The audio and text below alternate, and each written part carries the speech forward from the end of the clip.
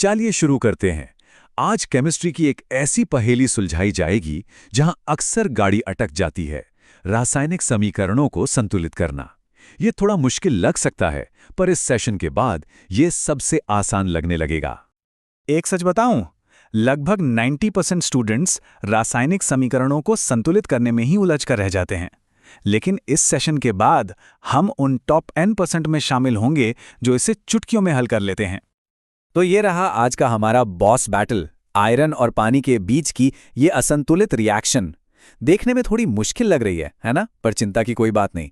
इस सेशन के अंत तक हम इसे मिलकर जीत लेंगे। तो ये रहा हमारा आज का गेम प्लान। बस इन स्टेप्स को एक एक करके फॉलो करना है और इक्वेशन खुद ब खुद बैलेंस हो जाएगी।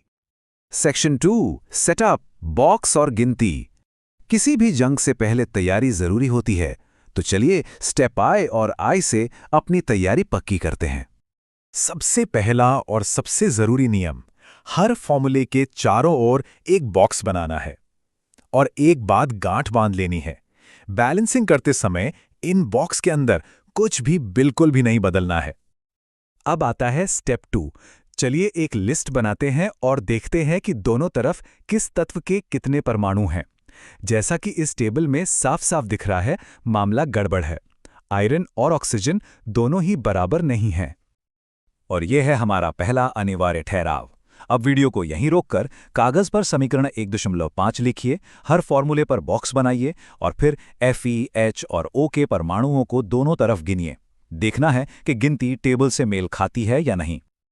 ठीक है, तैयारी हो गई। अब असली रणनीति शुरू होती है। नियम यह है, सबसे पहले उस यौगिक से शुरू करते हैं जिसमें सबसे ज्यादा परमाणु हों। हमारे मामले में वो है Fe3O4 और उसमें भी सबसे पहले ऑक्सीजन को बैलेंस करेंगे। तो हमारा पहला निशाना ऑक्सीजन है। दूसरा अनिवार्य ठहराव, राइट साइड पर 4 ऑक्सीजन परमाणु हैं, तो लेफ्ट साइड पर भी 4 करने के लिए H2O के आगे कौन सा नंबर लगाना सही रहेगा? इसका जवाब सोचकर लिखिए, फिर आगे बढ़ते हैं। बहुत बढ़िया। अगर 4 सोचा है तो एकदम सही। इसके पीछे का लॉजिक सिंपल है। हमें 4 ऑक्सीजन चाहिए तो H2O के सामने 4 लगा दिया। ध्यान देने वाली बात यह है कि हमने फॉर्मूले को बदलकर H2O4 नहीं किया, बल्कि H2O के 4 अणु लिए हैं। ये रही हमारी अपडेटेड इक्वेशन। देख रहे हैं, हम आगे बढ़ रहे हैं। ऑक्सीजन अब दोनों तरफ बराबर है, लेकिन लड़ाई अभी खत्म नहीं हुई है। इसी लय को बनाए रखते हैं। ऑक्सीजन का काम हो गया है। अब अगले असंतुलित तत्वों यानी हाइड्रोजन और आयरन पर ध्यान दिया जाएगा। तीसरा ठहराव, ध्यान से देखिए, लेफ्ट साइड पर 4H2O से हाइड्रोजन परमाणु 4 गुणा 2 यानी 8 हो गए हैं। तो अब राइट साइड पर इसे बराबर करने के लिए H2 के सामने कौन सा नंबर लगाना जरूरी है? सोचिए जरा। इसका सही जवाब है 4। लेफ्ट पर 8 हाइड्रोजन हैं और राइट पर 2, तो 2 को 4 से गुणा करने पर 8 बनता है। इसलिए राइट साइड पर H2 के सामने 4 लगा देंगे। सिंपल। वाह, देखिए तो जरा, हम मंजिल के कितने करीब हैं। ऑक्सीजन और हाइड्रोजन दोनों संतुलित हो चुके हैं। अब सिर्फ एक तत्व बचा है, आयरन। और ये है हमारा आखिरी और फाइनल ठहराव। अब सिर्फ आयरन बचा है और ये हमारा विनिंग मूव है। राइट साइड पर Fe3O4 में 3 आयरन है, तो लेफ्ट साइड पर Fe को बराबर करने के लिए कौन सा गुणांक सही होगा? इसके लिए 90 सेकंड है। शुरू हो जाइए। और ये रहा जवाब। राइट साइड पर 3 आयन है, तो लेफ्ट साइड पर Fe के सामने बस एक 3 लगाना है और इसी के साथ ये कदम भी पूरा हुआ। और ये हो गया। स्क्रीन पर जो समीकरण है अब वो पूरी तरह से संतुलित है।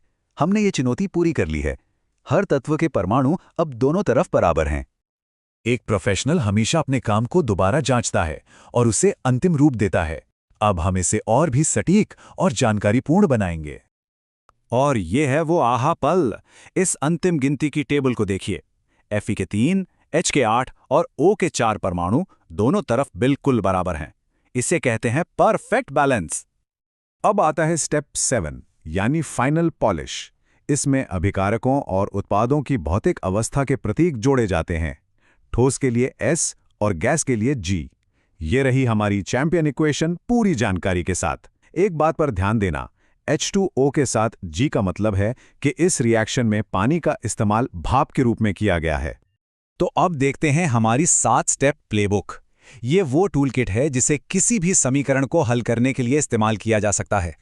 ये रहे वो 7 जादुई स्टेप्स। स्टेप 1 बॉक्स करो, स्टेप 2 गिनती करो, स्टेप 3 सबसे ज्यादा परमाणुओं वाले तत्व को संतुलित करो, स्टेप 4 अगले तत्व को संतुलित करो, स्टेप 5 अंतिम तत्व को संतुलित करो, स्टेप 6 अंतिम गिनती की जांच करो और स्टेप 7 अवस्था के प्रतीक जोड़ो। ये 7 स्टेप्स हर बार हर इक्वेशन पर काम करते हैं। बहुत बढ़िया। अब से रासायनिक समीकरणों को संतुलित करना एक ऐसी स्किल है जिसमें महारत हासिल हो चुकी है। अगले विश्लेषण में हम अभिक्रियाओं के प्रकारों को वर्गीकृत करना सीखेंगे, जिससे संयोजन और वियोजन अभिक्रियाओं को तुरंत पहचाना जा सकेगा। मिलते हैं अगले विश्लेषण में।